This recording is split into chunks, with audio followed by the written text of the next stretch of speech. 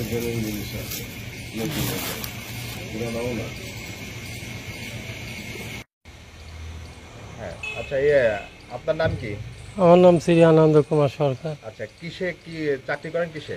আমি দফাদার পদে চাকরি করি, কোন জায়গায়? তাঁতিবন্ধু ইউনিয়ন পরিষদ। তাঁতিবন্ধ। এই যে আজকে যে 1.5 কেজি, প্রায় 1.5 কেজি গাঁজা, এটা আপনি কিভাবে এটা? এটা হচ্ছে হলে আমি সকালে বাজারে আসি চা খাওয়ার জন্য। আসার পরে কবে সকালে? আজকে আজকে সকালে। হ্যাঁ, বাজারে আসি চা খাওয়ার জন্যে, আসতেকালে পিসাব করে যাই। ওই গঙ্গাসাগরের চালা, ওইটা হলো উত্তর চালা, ওই জায়গা যাতা, ওই জায়গায় পিসাব করে যাই। পিসাব করে যা এই সেন্ট বাড়ায়, তো সেন্ট বাড়ায় পিসাব মিসাব করি আন উকি দিয়ে দেখি যে এই পুটলাটা পড়ে আছে। এই পুটলাটা পাওয়ার পরে আমি পায় জানি যে আজকে রোববার থানায় হাজিরা আছে। আমি থানায় কোনো কিছু না বলি যে আমি থানায় যাওয়াই লাগতেছে, তাহলে এই জিনিসটা আমি নিয়ে যা থানায় জমা দিই।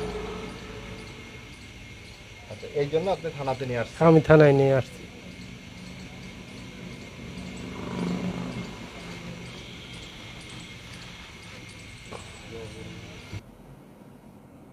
জি, বলেন।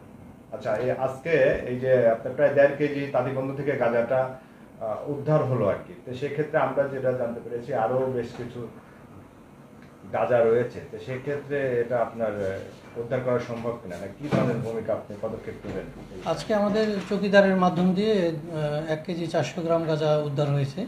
চৌকিদার ওই এলাকায় চলাফেরা করাকালীন সময়ে ওখান থেকে সে উদ্ধার করে এবং আমাদের পুলিশের সহায়তায় সেটা জব্দ তালিকা করে আমাদের থানা হেফাজতে আমরা নিই।